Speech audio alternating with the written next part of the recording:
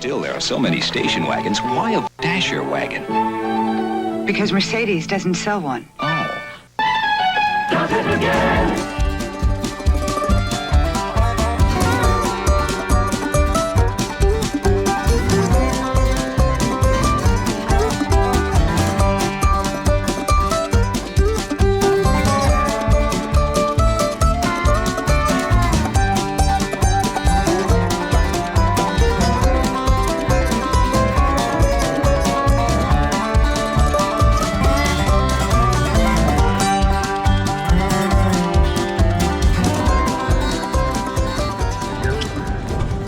Just landed in Des Moines, Iowa. We're here to buy something and drive it 18 hours home. It'll be like a day and a half drive home. Diesel, it's turbo diesel. I've been trying to get my hands on one for years now.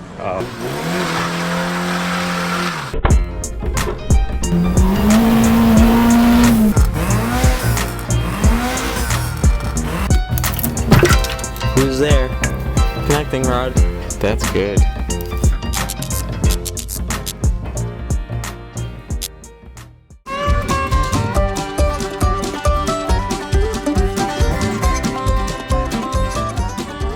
Guys, made it to Lady Rust's house, the mysterious. I look at all these shit boxes. This is only like half of them too.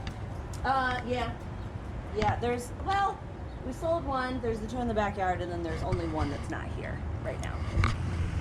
Tight. All right, it's not knocking. Well, that's the coolest thing that'll ever be in my driveway. Oh boy. Cool. I don't know. I think you know better than me how it's gonna go. It was fun. I'm gonna miss it. Yeah. Oh, the vise really does come with it. Oh, I just never took it out, but if you want it.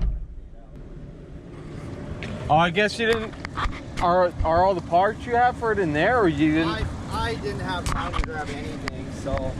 Is it, how bad would it be to ship? Is there stuff that you would think is essential? I'll pay you to ship if you think there's some things that I could see what I have left.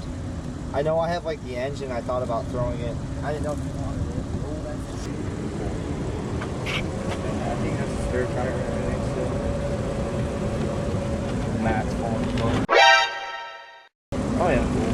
have air in it. Nope. A week through, how fast were we going down here? We were going 80 to 85, somewhere in there. So you got all the trim too. I always meant to put it back on and never did. Yeah. It's never left me stranded yet. I've had it for 4 or 5 years now. How many miles do you think you put on it?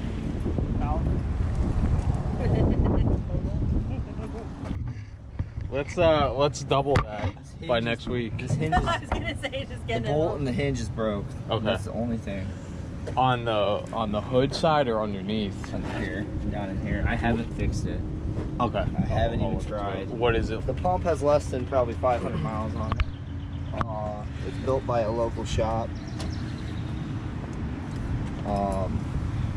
Engine's been re-ringed. Pistons were in good shape. Rods and mains were all good. All right. It's fun if you want to take a test drive. Yeah. Shocks are soft. Yeah, I saw that pulling in. Yep, shocks are soft. I haven't even looked for new ones. Pretty comfortable. Oh, drip. Uh-oh. Did that just trip out now? Yeah. Uh-oh. All this is me. What is that? Return line for the turbo. Oh. It's just like a shitty rubber hose clamped. So we got return line leaking a little bit. I'll have to keep an eye on that. I don't think I want to touch it. It's probably one of those things like leave it alone. The second you touch it, just Yeah, just don't. Got oil in it. Doesn't look. Were you able to do the oil change? No. Okay. I haven't had any time. And we got the twins back here, so. Alright. But there was only 500 miles if that on it. 4 tiny miles. Oh yeah. Yeah, the time is what Yeah. maybe I'll stop somewhere and see if I find a filter somewhere. I tested the battery at work. The battery is good. Oh, so this is still the same battery, Yeah, right? everything tested good. I didn't have time to change the oils. Do you mind if I take $50 off to do oil change and shit? Yeah, I don't care. Okay, because I'm gonna end up. I'm gonna stop at some quick place along the way. I think. Or I've got a couple places I used to work at here in town. Well, That was something. the front end is sloppier than your. It's leaking some oil. Yeah, look at that. Oil return line is leaking oil. He didn't throw a battery in it or change the oil like he offered to weeks ago. None of the parts that he said he had extra for it are in it. You know, like the bouncy suspension's one thing, but hitting bumps, it's the front end's fucked. Really? The front end's. Shocks are soft. It's fun. It's like riding on a cloud, it looks like.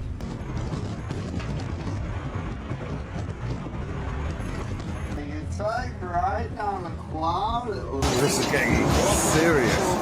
You can hear the cutlery splashing around. Well, I will tell you, biggest perk. Oh my God, this guy's a trip. He's definitely gonna say something. Oh, you bought a Volkswagen. Yeah, not bad, right? No. Well, how much cash is in the glove box? Maybe.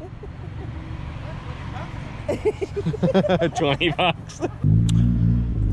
But this is my new 1980 Dasher wagon with a turbo diesel and 5-speed swap. For those that don't know, these just came with 1.6 NA diesel motors and 4 speeds, which are both trash. This thing's got some pep. It's got some balls. I mean, I'm not gonna lie, right it's got when some. you're taking off. It winds up pretty decently. Dude, if you guys are buying and selling, just communicate. Just communicate. That's all it takes, a little communication. Sellers be like, yeah, we'll make it to New York, no problem, bro. No problem. As for the road, zip ties for the road, they're the equivalent of your grandmother sending you home with cookies. Yeah, we're rigging up a real janky setup. I mean, he said he did 80 the whole way here, which means he was just beating the snot out of it. It's the mountains in Pennsylvania that I want to do whatever little bit of effort I can. So we're gonna tape this all up. I'll show you when it's done. Here's a party favor for you, so you're not without a knife. Oh, making this. We have the. So in these, just don't use the yellow ones. Okay. This is from a box of, like, there was an issue with these. That's funny. That's fun. Yeah. So I don't want to disturb it. Honestly, I'm just gonna tighten up those hose clamps and send it, and keep an eye on the level. The oil light does work, so if I do lose oil. So this is the final product of the radiator shroud. What we're gonna do is actually take this all apart when we get home and weld this up some way or another to make this work. A Mark 1 or B1, Mark 2, B2, Volkswagen, diesel, the biggest enemy is heat. B1 and B2s, the odds are already against them. Very important to have the shrouding. We're actually gonna hit the road tonight. I was planning on staying at Amber's. The original plan was pretty much me not getting here till this time with the car, but the seller brought the car down to me down here. I flew into Des Moines here. So, I mean, I looked the car over, fixed a few things, and we're gonna hit the road. I got the return line for the turbo I'm gonna tighten up, and we're gonna say a Hail Mary and send it. I think she'll make it. I think she'll do just fine. We're just gonna not beat the snot out of it, you know? All right, guys, fly halfway across the country and hang out with your internet car friends. And watch Fast and the Furious. Thanks for your help. You're welcome. Thanks for letting me stay in your driveway. Oh, well, the Miata had already marked its territory. Yeah. All right, guys, we're gonna hit the road. Let's. Oh. Let's dash away home. Oh God! You ever see the commercials? No. They're gold. They have exactly that sort of vibe. Oh, really? Like a guy coming out in a sports jacket, and the guy's like, "Excuse me, sir." You must drive a Mercedes. Oh, no, I'm afraid not. A Rolls. A Seville? No, I drive this with more trunk space than any of those other luxury cars. But that's never been known for making luxury cars. They will be. It's like, and because I'm classy or whatever. Yeah, I don't know about this one, but some of them were. It's Friday. Let's get it.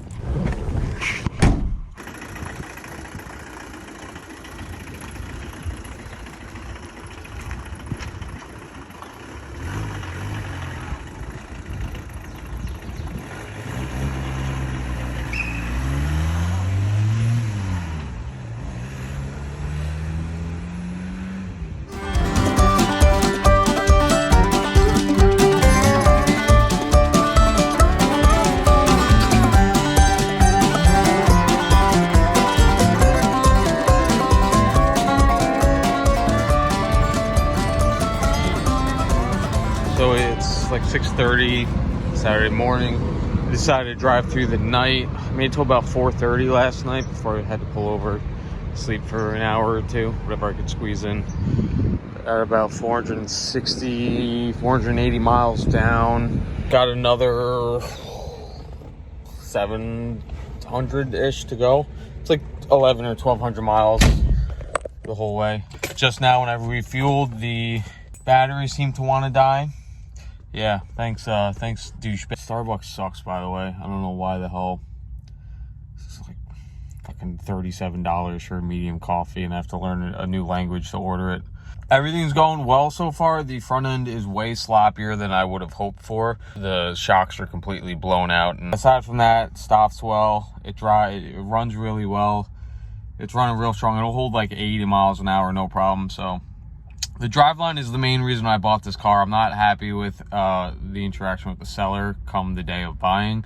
Leading up to it, everything was great. I brought like my drone. I brought my whole camera gear to kind of take my time on the way home. I was supposed to be leaving Des Moines like right about now, and basically the transaction was done quick enough, and sitting around at Amber's house after we finished eating, and I'm like, I bet you I can make it home by tomorrow night. So we're on track to be home by, I think GPS says like 2:30 p.m. right now.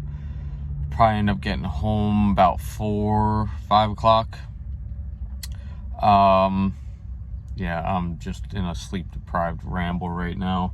Oil levels not moving too much. It's definitely leaking some oil from that return line. I snugged up the clamps a bit. Don't know if it helped or not, but we're not losing oil too badly. I put like half a quart in it in the middle of the night last night, and yeah, I'm just keeping an eye on it whenever I stop for fuel. Daylight's here, so it should be much easier to burn through the rest of this drive, depending on traffic.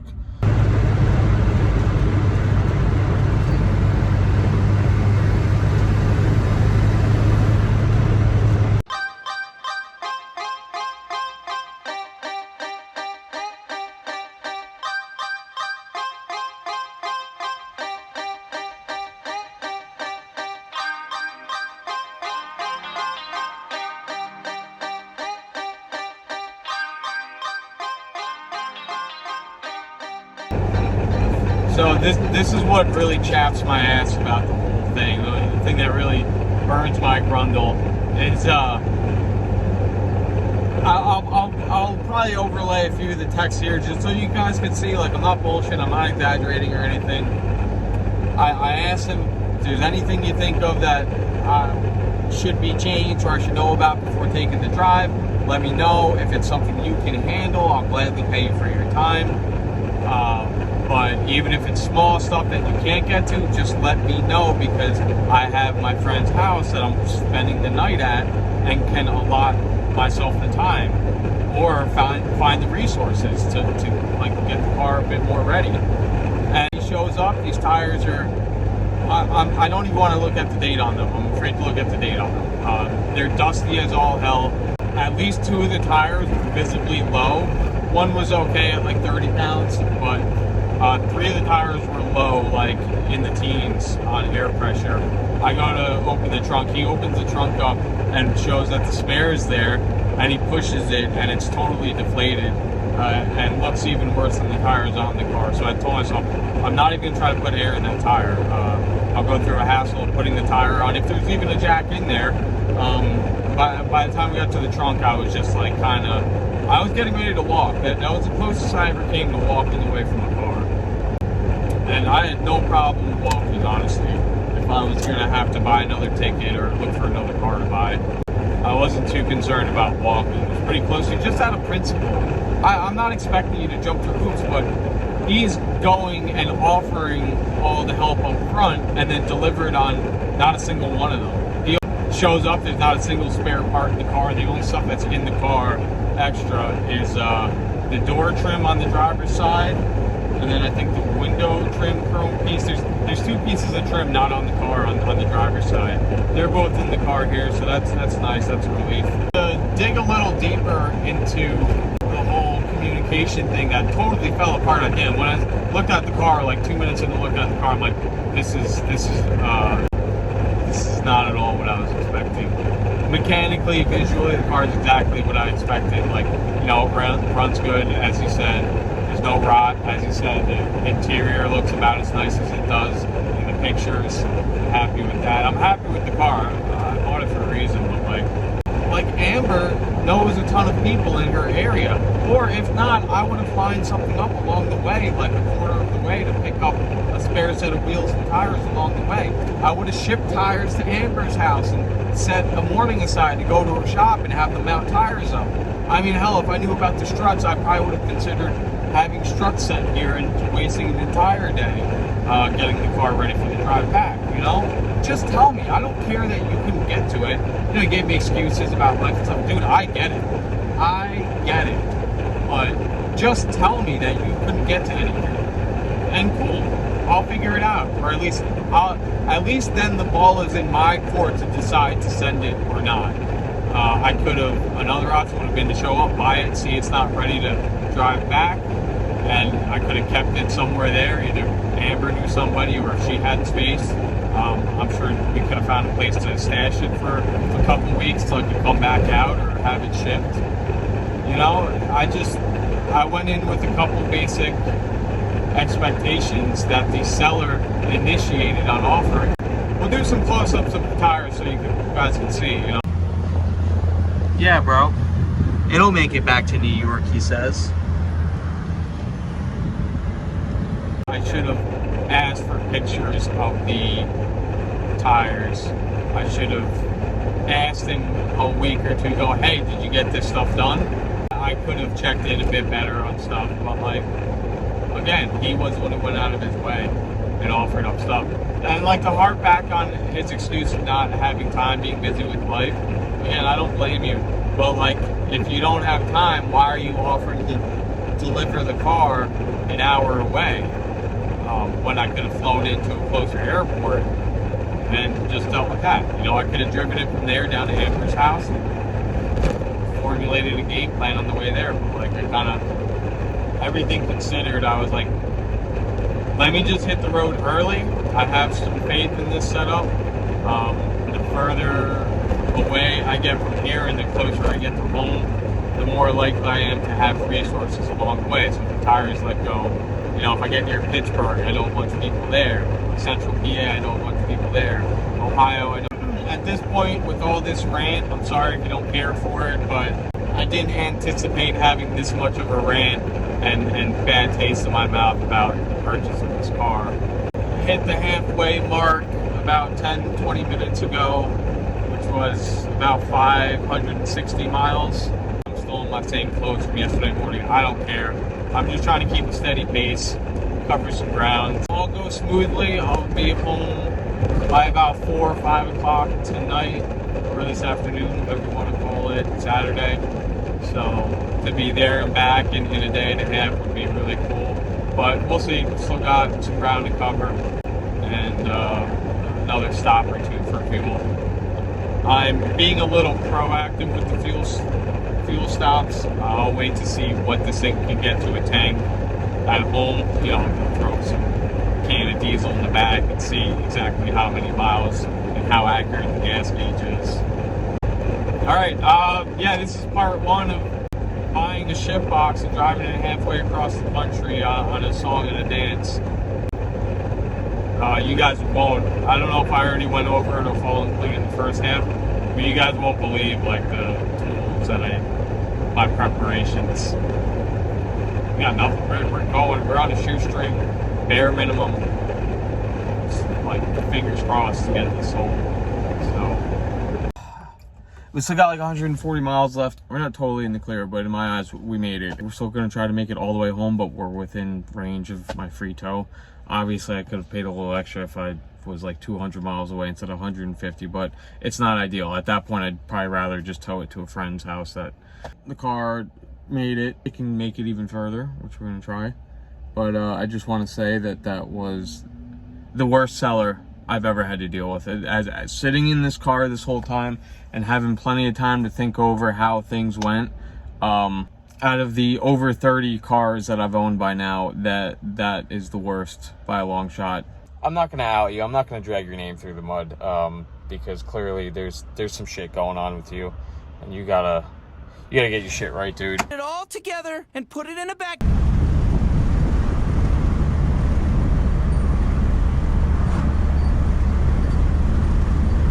Take it to the shit store and sell it.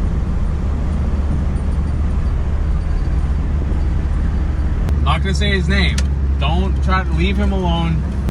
Clearly, he's got a very busy life. He's got two daughters and stuff, you know, young daughters, twins. Dude's busy. I get it. Shit happens. So I don't have me and him talked. There's no hard feelings. So take this video as a fun video. Yeah. Look, we're off-roading in the car right now, just to see. Like I'm shouting up at him right now. Because as big of a pile of shit as this car is, and as much as it shouldn't have actually made this drive home with all of 2 hours worth of tinkering that I did on it, he is right. He said it would make it back to New York, and it made it back to New York. I didn't have a single breakdown. So you win. This car's still a big old pile of shit, and we're gonna talk about it.